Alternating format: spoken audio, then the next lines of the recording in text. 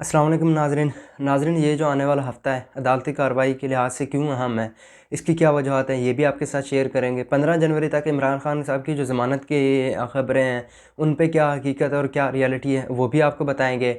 और दूसरी जानिब जो द इकोनॉमिस्ट जो है, जिन्होंने आर्डिदा है, जो बरतानवी बहुत मशहूर मरूफ़ है, उसका जो सबसे ज़्यादा मोस्ट व्यूड आर्टिकल रहा है, उसकी क्या तफ़सीलात है, वो भी हम आपके साथ शेयर करेंगे।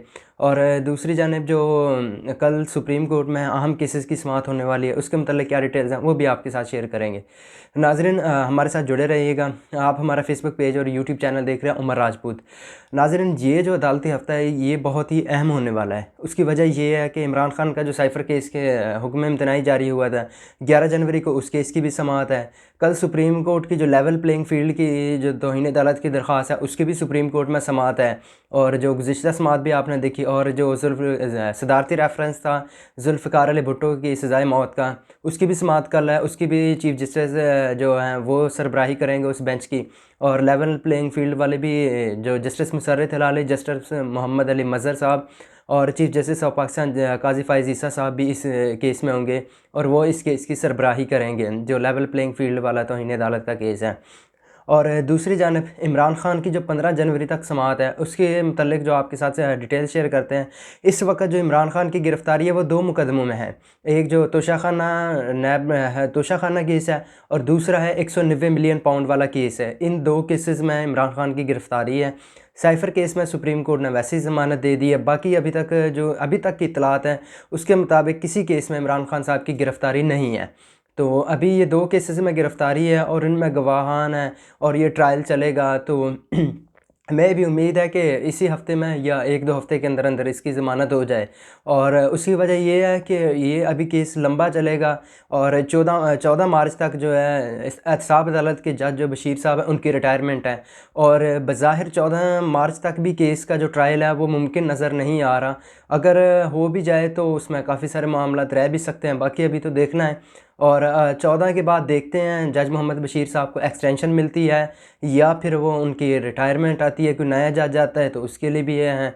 लेकिन बज़ाहिर जो इन 2 केसेस जो रेफरेंस है, इनका 8 फरवरी के बाद ही ज़्यादा बेहतर पता लगेगा, क्योंकि अभी तक तो इनका ट्रायल होना है, अभी ट्रायल स्टार्ट होना है, तो ये केस काफ़ी थोड़ा लंबा चलेगा। उसकी वजह ये है कि जो 190 मिलियन पाउंड है, उसमें भी गवाहान के बयानात होने हैं, और नैब वाला जो केस है उसमें भी होने हैं। तो इस वजह से बज़ाहिर इम्कानात हैं कि इमरान खान की जो ज़मानत है वो जल्द ही हो जाए।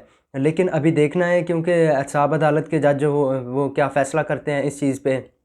और दूसरी जानिब इनका मशहूर मारूफ बरतानवी जरीदा द इकोनॉमिस्ट, उसका सबसे ज़्यादा इस वक्त पूरी दुनिया में अगर कोई मोस्ट व्यूड आर्टिकल है, वो इमरान खान साहब का है, जो उन्होंने द इकोनॉमिस्ट को दिया। हमने अपने पिछले व्लॉग में इसकी मुकम्मल डिटेल शेयर की थी कि उसमें उन्होंने क्या लिखा था।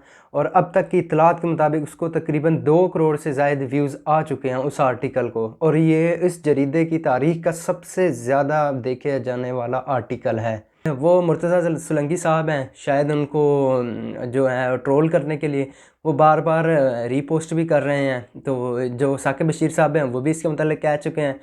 तो अभी तक की इत्तलात के मुताबिक कि 2 करोड़ से ज़ायद उस आर्टिकल को व्यूज़ आ चुके हैं। और ये इकोनॉमिस्ट जो जरीदा है बरतानवी, इसकी तारीख के, और अब वो द इकोनॉमिस्ट वाले कल भी उन्होंने 2-3 बार रीट्वीट किया है। आज सुबह का इफ्तिताह उन्होंने इसको रीट्वीट करने से किया है। और जो दूसरी जानिब जो को अभी तक दुनिया में बहुत हर जगह देखा जा चुका है, बरतानिया में, अमेरिका में, और जितनी यूरोप कंट्रीज़ है ऑलमोस्ट हर जगह है, क्योंकि ये जो अखबार है, जरीदा है, ये पूरी दुनिया में मशहूर व मारूफ़ है। और इस आर्टिकल को तकरीबन 2 करोड़ से ज़ायद लोग अभी तक देख चुके हैं। तो ये था जी। ख़ान देख लो, एक जेल में बैठ के एक आर्टिकल लिखता है तो उसको मिलियंस में, करोड़ों में व्यूज़ आ रहे हैं। तो अब जब बाहर आएगा तो फिर तक अब क्या बनेगा। सनम जावेद साहब हैं, उनके कागज़ात नामज़दगी भी मुस्तरद हो गए हैं मरीम नवाज़ के ख़िलाफ़ तमाम हलकों से। और इमरान खान साहब के जो कागज़ात नामज़दगी थे, उन पर फ़ैसला महफूज कर लिया गया है, वो शायद कल सुनाया जाए। और अभी तक की इत्तला तो यही है।